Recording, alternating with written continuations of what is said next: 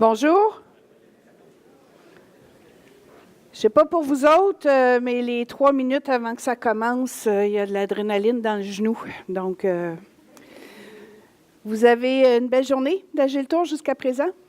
Oui, il y a encore un petit peu d'énergie pour une dernière track de conférence. On va essayer de vous rendre ça agréable et ludique. Donc, quand les contributeurs tardent à contribuer.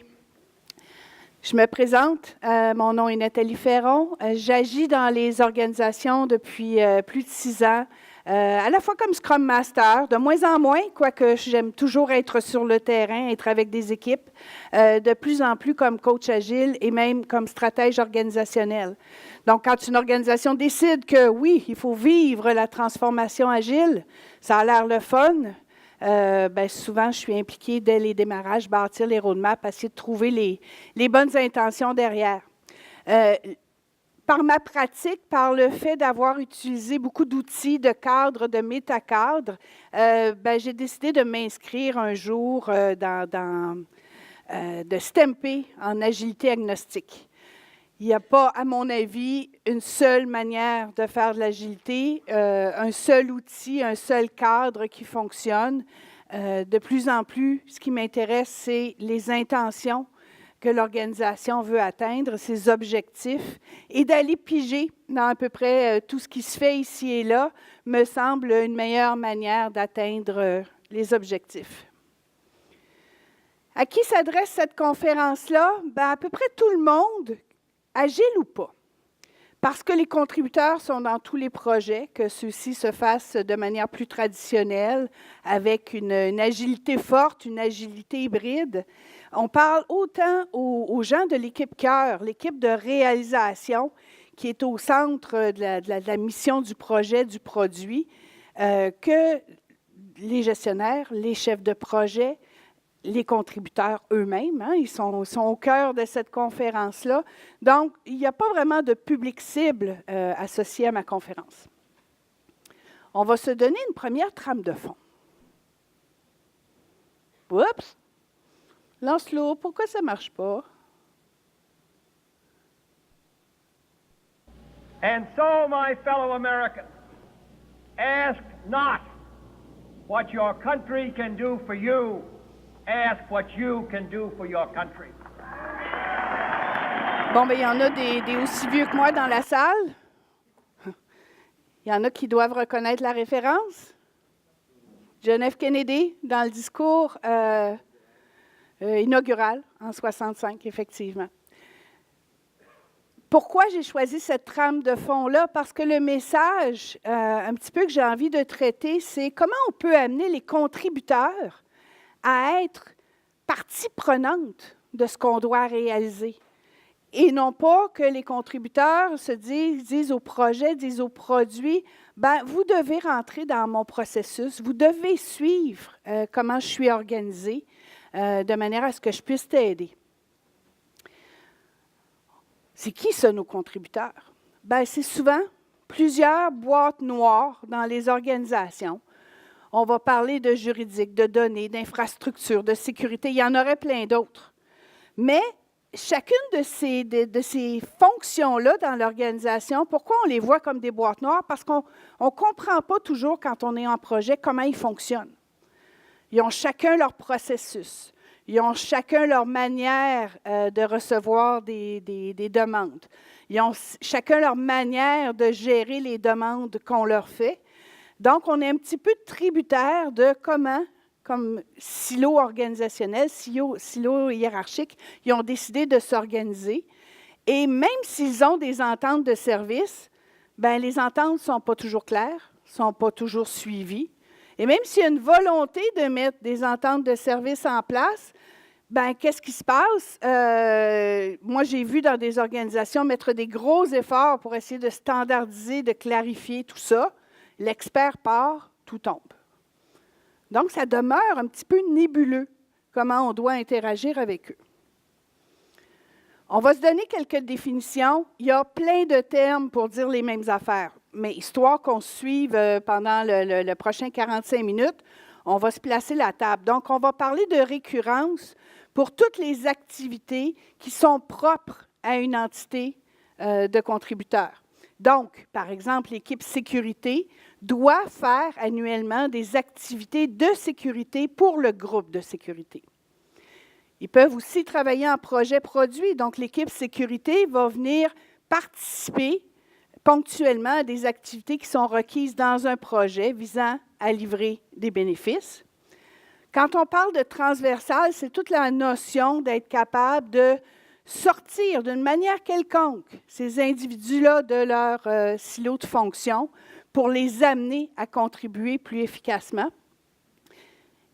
Et qu'on soit en agile, en ligne, en management 3.0, ces concepts-là s'appliquent. Donc, on peut mettre ça à différents niveaux au niveau de l'organisation. L'intégration des valeurs et des principes agiles, s'il y en a qui l'ont vécu sûrement dans vos organisations, ça prend du temps. Néanmoins, la majorité des équipes qu'on va mettre en Scrum, qu'on va mettre en Kanban, vont réussir à suivre les intentions qu'on propage derrière l'agilité. Néanmoins, il n'y a aucun projet qui est une île. Donc, le projet qui, lui, a appris à s'auto-organiser, à fonctionner de manière à être plus réactif, proactif, il a besoin de contributeurs. Il a besoin de ressources externes à son projet pour pouvoir livrer la valeur attendue.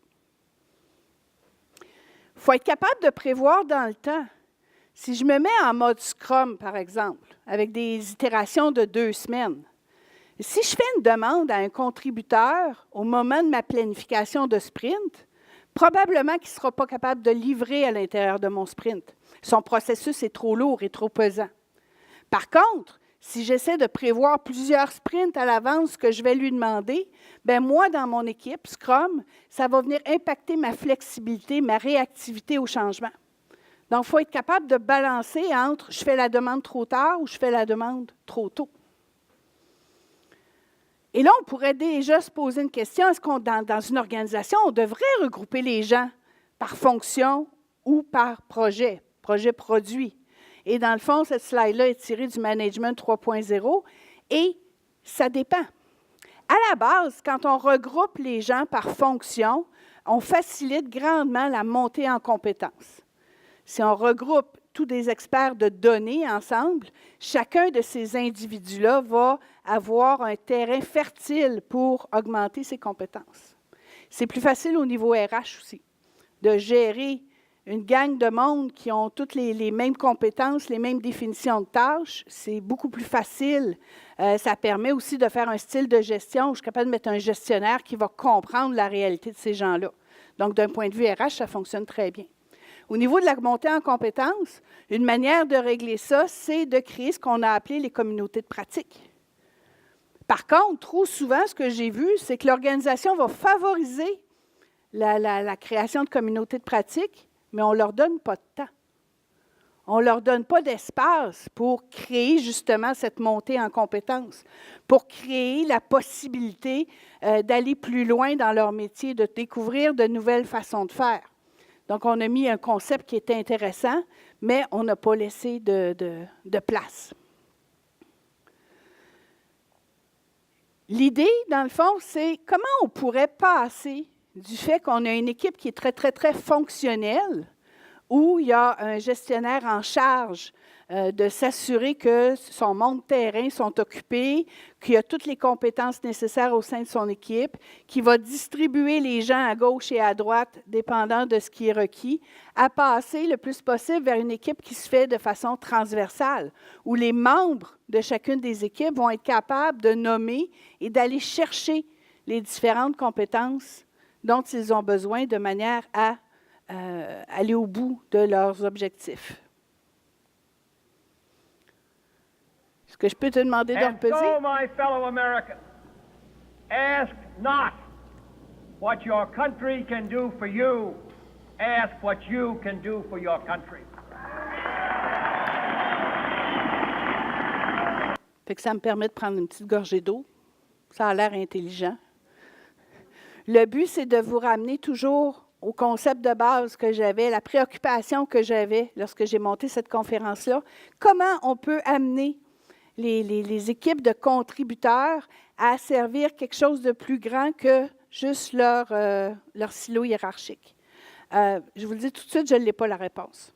J'ai des belles pistes de réflexion, mais à ma connaissance, la réponse n'a pas encore été trouvée, la recette n'a pas encore été trouvée, et c'est un problème qui est récurrent dans toutes les organisations que je croise.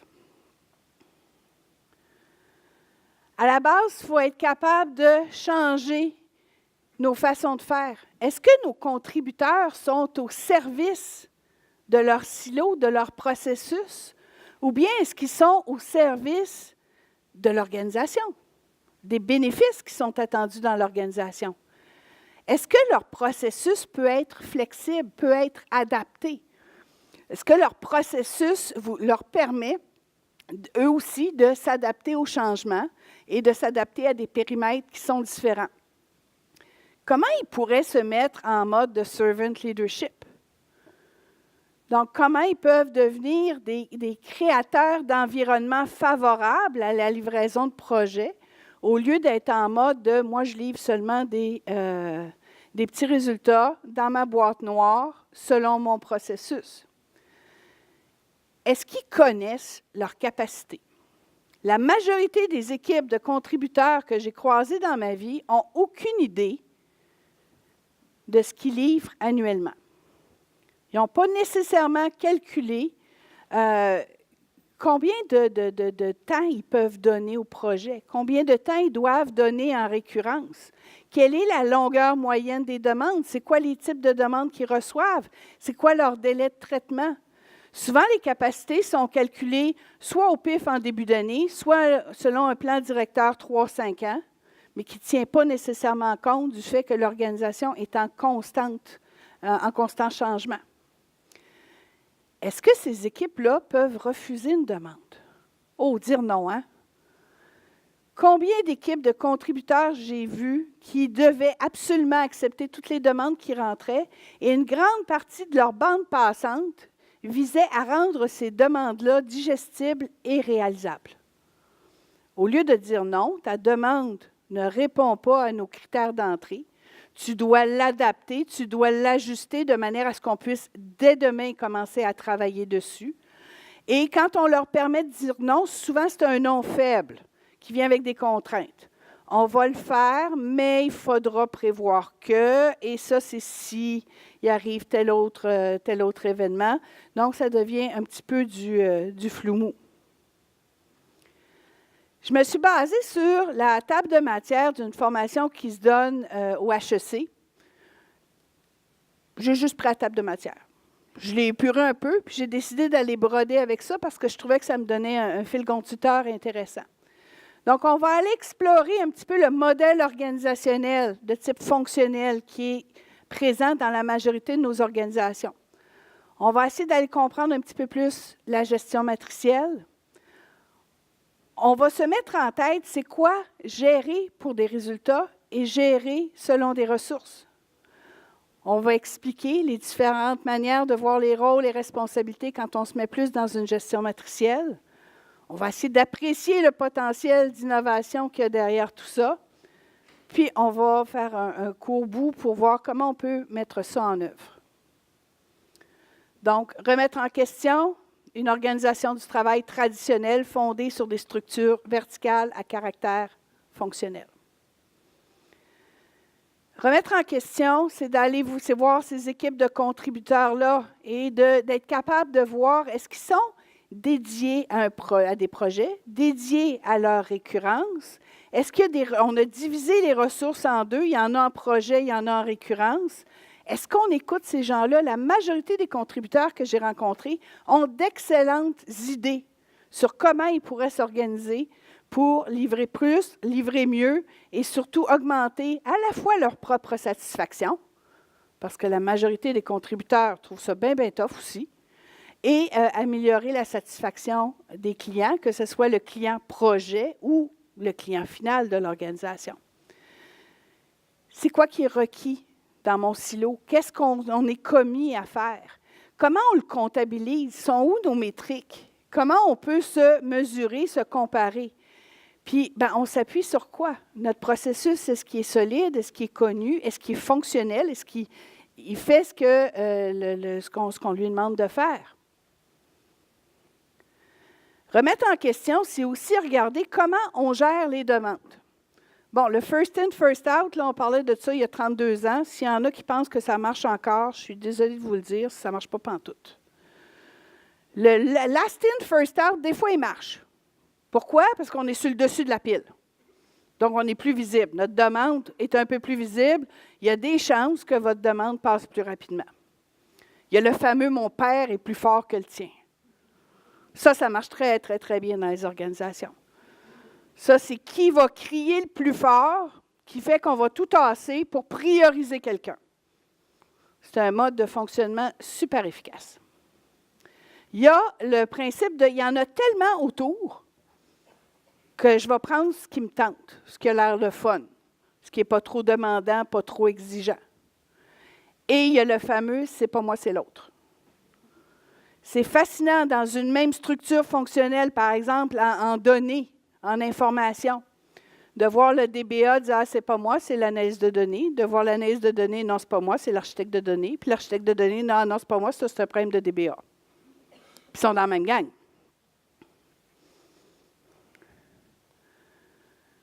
Il y a certains désavantages aux structures matricielles qu'on peut appeler aussi une forme d'adocratie. Le stress psychologique. Donc, on demande à des ressources, quand on les met en mode matriciel, de tomber dans des périmètres qui sont changeants, avec des règles, des manières de fonctionner qui, une journée, sont quelque chose, le lendemain, c'est autre chose, on change de groupe, on change encore de structure. Il y a des gens qui ont besoin de stabilité dans leur travail. Donc, quand on les bouscule continuellement, on ajoute un facteur de stress. Il y a des facteurs de conflit, donc les ordres, contre-ordres, qui peuvent venir à la fois de mon supérieur hiérarchique, du gestionnaire qui est en projet, voire même d'autres collègues, d'autres silos. Il y a l'inefficacité. On rentre les gens, on sort les gens. Il faut répéter constamment sur quoi on travaille, où on est rendu, qu'est-ce qu'on a fait jusqu'à présent, qui a fonctionné, qui n'a pas fonctionné, c'est quoi les choix qu'on a faits. Et évidemment, les coûts, parce que la majorité des projets que j'ai vus, quand ils ont la chance de mettre la main sur un contributeur, ils veulent le meilleur. Et là, on tombe dans le syndrome de toujours les mêmes. C'est toujours les mêmes experts que tout le monde veut. Et on ne s'est jamais attardé à dire comment on fait pour prendre ces experts-là et les amener à devenir des transformateurs, donc de développer les compétences des autres contributeurs qui sont dans leur équipe de fonction. Comment on amène ces experts-là à devenir les profs, ceux qui vont montrer, qui vont participer à la montée en compétences. L'adocratie, pour ceux que c'était la première fois qui voyaient le terme, bien évidemment, ça vient de ad hoc. On adapte au fur et à mesure, on fait du sur-mesure. C'est évidemment en contradiction avec la bureaucratie. On vise à faire des configurations qui vont mobiliser les ressources nécessaires, les compétences nécessaires au bon endroit, au bon moment. Et le mécanisme principal qu'on va vouloir mettre en place, c'est l'ajustement mutuel.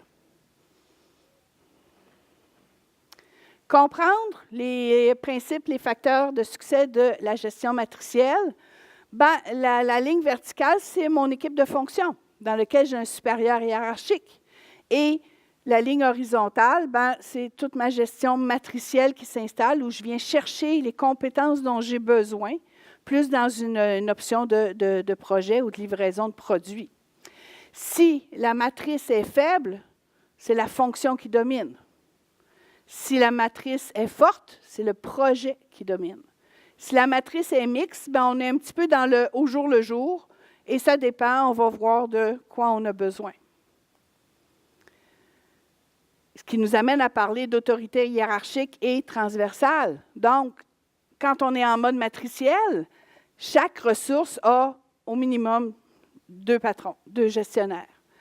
Il y en a un premier qui va être le gestionnaire du projet produit, qui va s'intéresser à la livraison d'extrants, qui va s'intéresser à une responsabilisation envers les coûts, les budgets, les délais. Et j'ai un responsable hiérarchique, mon autorité hiérarchique, qui, lui, s'occupe de la montée en compétence de son équipe, de mon bonheur personnel comme ressource. C'est lui qui m'a embauché, c'est lui qui va faire mon évaluation annuelle. Donc, l'autorité hiérarchique est plus là pour encadrer l'individu, mais à l'intérieur d'une fonction spécifique. Il y a un danger à ça. On a l'impression des fois qu'on court deux lapins en même temps, que tout le monde se mêle de tout et que chacun se sent tenu et responsable de gérer la ressource dans son ensemble. C'est quoi le danger quand on court deux lapins en même temps? Seulement, on en échappe. Distinguer la gestion de ressources de la gestion des résultats. Donc, quand on gère par résultat, c'est le client qui a le dernier mot, c'est le client qui est responsable de la survie de l'organisation. On se raccroche à notre core business. Si le client n'est pas au rendez-vous, si le client n'est pas satisfait, l'organisation n'existe plus. La majorité des organisations gèrent encore par ressources. Donc, non seulement la ressource doit fitter dans le moule organisationnel, doit fitter dans la culture de l'organisation, mais qu'est-ce que ça fait? C'est qu'on peut s'éloigner grandement à ce moment-là de ce qui prime, donc livrer de la valeur au client. Distinguer, c'est aussi de dire oui, il va falloir probablement dans notre organisation avoir à la fois des structures de projet dans lesquelles on est capable d'amener de façon un peu plus constante ou un peu plus régulière des contributeurs, mais il va toujours rester des équipes fonctionnelles. Certaines organisations qui gèrent jusqu'à 200, 250, 300 projets TI par année ne peuvent pas se permettre d'avoir 300 DBA dans l'organisation. Pardon. Donc, il va toujours rester des silos. Comment on fait à ce moment-là pour créer l'envie envers ces contributeurs-là de dire, bien, je ne fais pas juste créer des bases de données d'envie. Je le sais pourquoi je la crée, la base de données. Comment on l'amène à travailler dans quelque chose qui est plus grand que juste son aspect métier? Si on s'assoit dans la chaise d'un DBA qui, bon an, mal an, va créer, je ne sais pas moi, 2000 tables différentes. Mais s'il n'y a aucune idée à quoi servent les différentes tables, bien, la table A ou la table Z, c'est juste une job plate dans lequel je n'ai pas vraiment à m'investir parce que je ne connais pas, je ne me sens pas investi d'une mission. Donc, comment je peux arriver à, même si ces contributeurs-là ne peuvent pas être dédiés à mon projet, à les impliquer dans quelque chose de plus grand que juste leur aspect métier? Donc, oui, je peux faire des structures différentes, mais je n'aurai pas le choix de bien comprendre mes processus. Je n'aurai pas le choix de rendre clair de quelle manière mon équipe silo fonctionne. Donc, par exemple, je vais peut-être vouloir faire une gestion visuelle de type Kanban. Je vais peut-être vouloir faire des Kaizen, bien comprendre c'est quoi les types de demandes que je reçois, c'est quoi les critères, c'est quoi les indicateurs que j'envoie aux gens. Et je vais devoir les rendre visibles, les rendre clairs pour essayer de sortir, dans un premier temps, de mon silo boîte noire. Plus je vais être capable de collaborer comme contributeur vers mes clients, parce que mes projets, c'est des clients aussi, ben, on va faciliter probablement la relation. Explorer les rôles et responsabilités des acteurs, c'est, par exemple, aucun travail invisible. S'il y a un clou sur lequel je tape dans mon métier, c'est celui-là.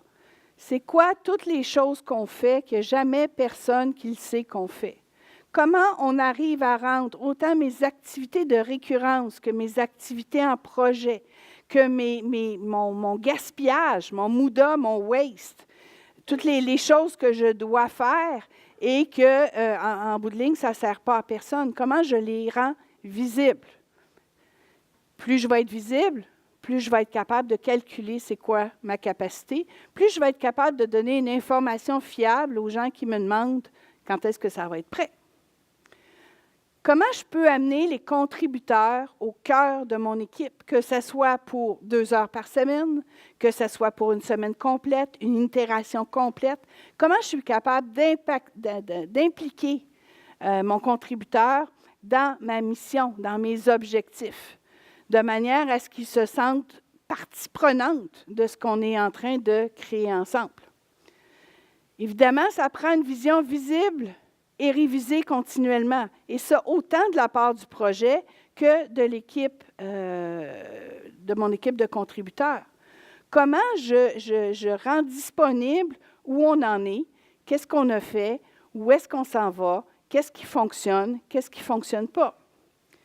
Une implication fréquente des experts. Souvent, nos équipes d'architecture, on les implique très tôt dans le projet. Et si on les invitait dans nos grooming? Quand on fait la maintenance de notre carnet de produits, si on leur demandait de venir nous offrir leur expertise pour qu'on puisse mieux voir où on s'en va, pour qu'on puisse être capable de se donner une vision un petit peu plus large que juste notre vision terrain. Comment on conserve notre cohérence? Par exemple, notre cohérence architecturale. Comment on s'assure que le chemin sur lequel on s'engage n'est pas trop changeant, que le périmètre fonctionne toujours? Et comment on gère la multidisciplinarité? Ça serait-tu le fun d'avoir des gens, des développeurs en projet qui réussissent à faire des tâches de DBA simples? Ça serait le fun que des analystes puissent faire des tâches d'architecture, que je ne sois pas obligée d'aller à l'extérieur continuellement. Et là, on dirait que des fois, on est dans une chasse gardée. Il y a juste des DBA qui peuvent toucher à des bases de données. Bien, ça fait 30 ans que je n'ai pas codé, puis je suis encore capable de monter une petite base Access. Est-ce qu'elle est parfaite? Est-ce qu'elle est idéale? Non, mais si mes contributeurs, j'étais capable de les utiliser pour venir m'aider, pour monter ma propre compétence, pour valider ce qu'on a fait, bien, je les libère. Puis là, je suis capable de les mettre sur quelque chose que l'équipe n'est pas capable de faire. Donc, comment j'élimine toujours les mêmes et comment je fais gagner l'équipe de réalisation en compétences? Explorer aussi, c'est l'auto-organisation, là. On peut-tu laisser les gens, les contributeurs, s'organiser? Vous avez une gang d'experts métiers qui sont tous ensemble. Ils sont tout à fait capables de trouver des solutions innovantes, des solutions intéressantes à leur surcharge ou à leur manque de visibilité. Pourquoi encore trop souvent on sépare les gens en disant, bon, bien, dans l'équipe de contributeurs, il va y avoir telle gang qui va répondre à des demandes de projet, puis telle autre gang qui va répondre à des demandes de récurrence? Pourquoi on ne leur permet pas de switcher d'un contexte à l'autre? De dire, il y a plus d'enjeux en projet, on va donner un coup pendant une semaine, gang. On va se mettre tout en projet. La récurrence, ça peut attendre parce que nos indicateurs nous disent que on a du temps devant nous autres. On est capable de retarder certains travaux de récurrence. Il n'y a pas d'urgence. Ça a beau être dans le calendrier, ce n'est pas nécessairement maintenant. Comment, si je me mets en mode Kanban, que je rends mes classes de service claires, que j'ai des classes de service autant en projet qu'en récurrence, et selon l'ampleur de ce qui est priorisé, selon ce que je suis capable de livrer, bien, je suis capable de prendre des décisions intéressantes. Comment je rends mes critères d'intégration d'une demande claire pour tout le monde, autant pour moi qui dois la gérer que pour ceux qui vont me faire une demande. Comment j'arrive, autrement dit, à être capable de dire non à une demande en disant « tu ne remplis pas à mes critères d'entrée ». Comment je réfléchis au découpage de ces demandes-là? J'ai vu trop souvent de trop grosses demandes qui vont mobiliser les équipes de contributeurs beaucoup trop longtemps. Comment j'arrive à livrer beaucoup plus rapidement, plus fréquemment, mais des plus petits morceaux? Souvent, l'image que je donne, c'est imaginez que vous rentrez chez Subway, qui est le système Kanban par excellence, en tout cas le plus visible, et qu'on vous disait dans la ligne d'attente, « Ah oui, il y a beaucoup de monde ici, hein, vous allez avoir votre sandwich entre 10 minutes et 1h30. » Personne qui resterait là, on virait de bord, on irait ailleurs. Donc, ils ont réussi à découper les postes de travail de façon suffisamment petite que même s'il y a un engorgement, parce que je manque de salade ou de tomates, bien, je suis capable de réguler mon cycle assez rapidement. Comment je gère mon flux, ma fluidité? Comment je la calcule? Sont où mes indicateurs? Comment je peux arriver à dire à mes clients, bien, bon an, mal an, je suis capable de traiter tel nombre de demandes par semaine et le temps moyen de traitement, bien, c'est ça. Comment j'établis une collaboration, une stabilité, une confiance? Comment je gère ma planification? Si vos projets sont gérés encore de manière traditionnelle, qu'est-ce qui se passe? C'est qu'on va assigner le nom d'un expert dans notre plan de projet. Et son gestionnaire va dire, il faut que tu me payes pour Fred, qui va travailler sur ton projet. Si on allouait des budgets annuels, ou si on payait l'équipe de contributeurs, mais on payait à l'équipe, on ne peut pas le savoir qui va le faire. Et même si c'est quelqu'un de mon équipe, mais que mon contributeur est là pour m'aider, on peut-tu repenser tout ça? Comment on établit des points de contact uniques? Je ne sais pas, il y en a des vieux dans vous, je ne suis pas la seule vieille, là. Appelé chez Vidéotron il y a 15 ans, là, c'était l'enfer. Tu recommençais tout le temps. Appeler chez Vidéotron aujourd'hui, c'est un plaisir. Ils ont réussi, bon, je veux dire que j'ai un problème, là, mais ceci étant, ça se règle assez vite. Pourquoi? Parce qu'ils gardent un historique de ce qui a été fait, de ce qui a été dit, de ce qui a fonctionné, de ce qui n'a pas fonctionné. Ils prennent du temps pour... donc, je n'ai pas besoin de répéter mon histoire 12 fois et de rajouter les différentes étapes. Encore aujourd'hui, quand j'appelle l'équipe de contributeurs ou que je tombe dans leur boîte courriel, ou je ne sais pas trop où tombe mon courriel, bien, comme projet, des fois, il faut que je répète où on en est, de quoi on a besoin, c'est qui a déjà travaillé là-dessus. Ah, puis un tel, bien, je ne l'ai pas aimé parce qu'ils ne nous ont pas entendus. Donc, on est continuellement en train de se répéter notre histoire. Apprécier le potentiel d'innovation. Bien, apprécier, ça veut dire qu'il peut y avoir des messages qui semblent contradictoires.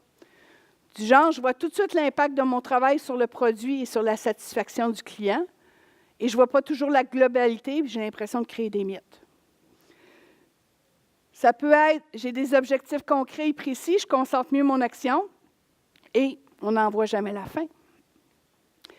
Ça peut être la présence fréquente et régulière du client me permet de bien avoir en tête ses enjeux. Et la présence fréquente du client m'agace. Il ne sait pas ce qu'il veut, il change continuellement d'idée, on n'a aucune idée où il s'en va. Ça peut être le travail de chacun est davantage visible, ce qui va entraîner un meilleur travail d'équipe, ou je maîtrise moins bien mon temps pour participer à d'autres projets, à d'autres activités. Les pour et les contre ne s'annulent pas.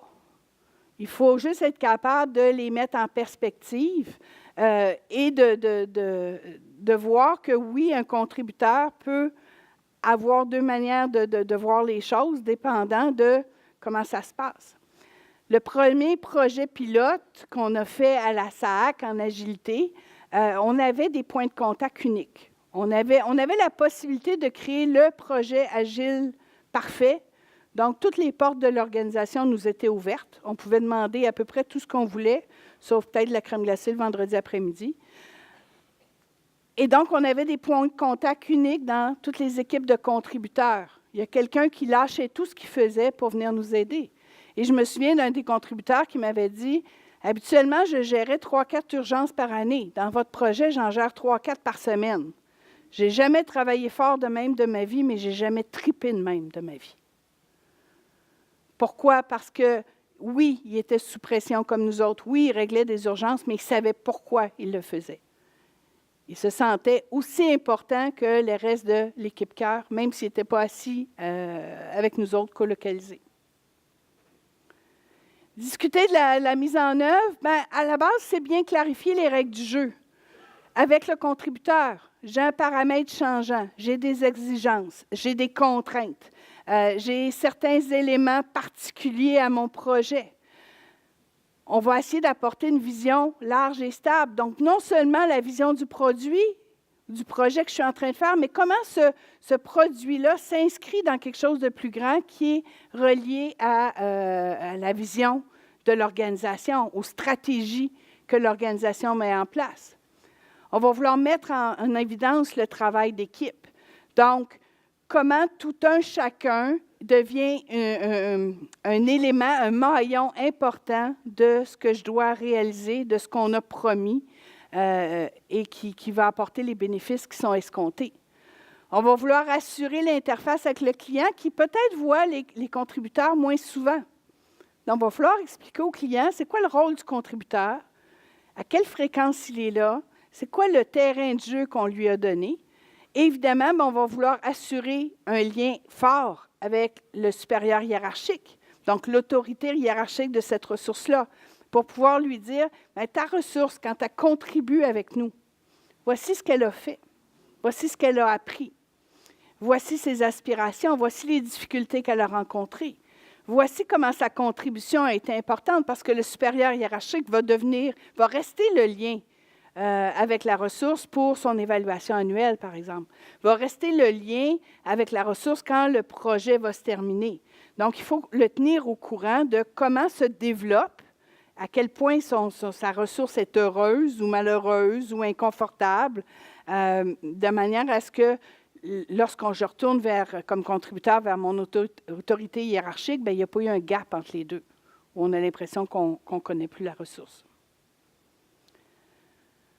En bref, quand j'élimine les barrières, les contributeurs ont une meilleure visibilité des tâches. Ça va permettre de comprendre les contraintes de chacun. Et ça va lui permettre également de comprendre sa propre valeur. On en parlait tantôt. Puis ceux qui ont vu d'autres conférences, que ce soit cette année ou d'autres années, la pyramide de Maslow, elle reste là.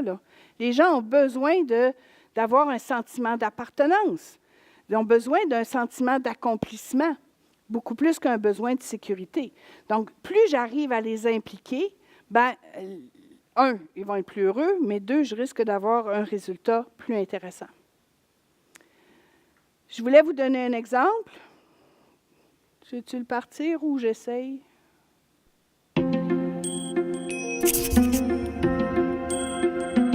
Le monde qui nous entoure change rapidement et la technologie est le moteur de ces changements.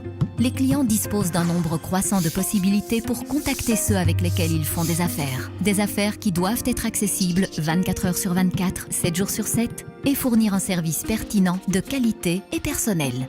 Cela vaut pour toutes les entreprises commerciales, y compris les banques. Les innovateurs numériques comme Spotify et Netflix sont à l'avant-garde de ces développements quand il s'agit d'adapter sur mesure leurs services aux besoins du client. Ils ont une idée claire de la culture d'entreprise et une approche pointue des processus de collaboration. Ils croient fermement en la méthodologie appelée Agile. Pour ING, ils constituent des sources importantes d'inspiration pour élaborer un nouveau mode de collaboration, un nouveau niveau de service aux clients. Cette nouvelle façon de travailler exige de réagir plus rapidement aux besoins changeants des clients.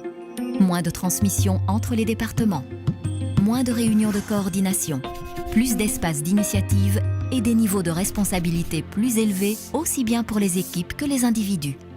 Alors, comment cela fonctionne-t-il ? L'unité fondamentale dans l'organisation de notre modèle à venir est le squad.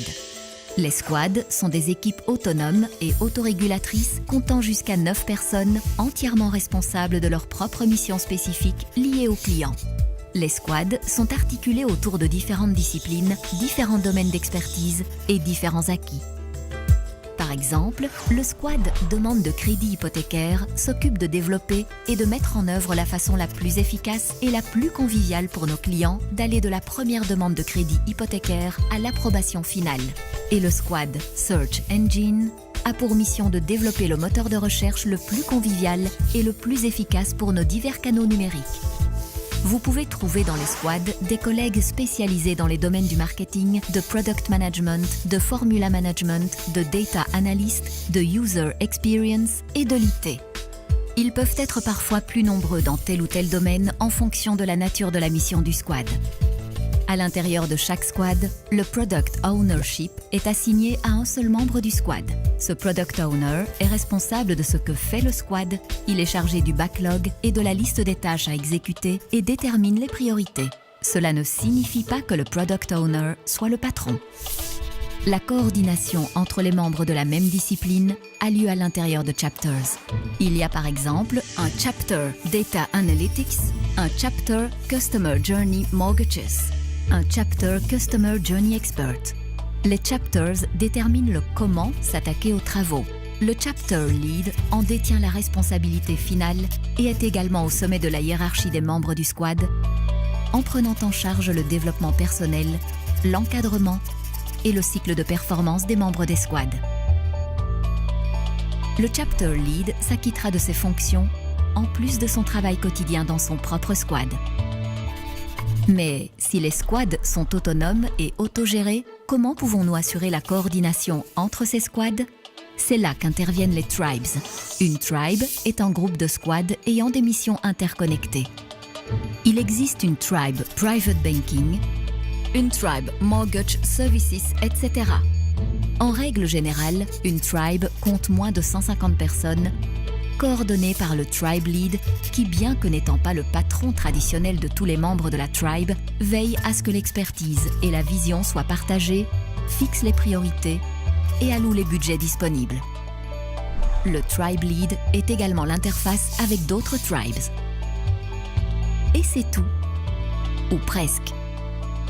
Il existe encore un rôle essentiel, celui de Agile Coach, la personne qui encadre les individus et les squads et qui les aide à se développer et à prospérer.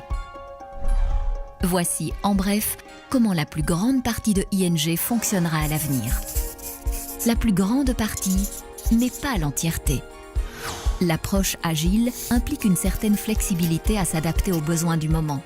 La formation de Tribes est en grande partie faite sur mesure en fonction des circonstances et des objectifs spécifiques. Et il s'agit d'une approche qui ne convient peut-être pas à toutes nos fonctions et par conséquent, un certain degré d'essai et d'erreur nous aidera à déterminer ce qui dans la pratique fonctionne et ne fonctionne pas. L'approche agile est en soi agile et n'est pas fixée définitivement. C'est ce qui fait d'elle un instrument utile pour réaliser nos objectifs.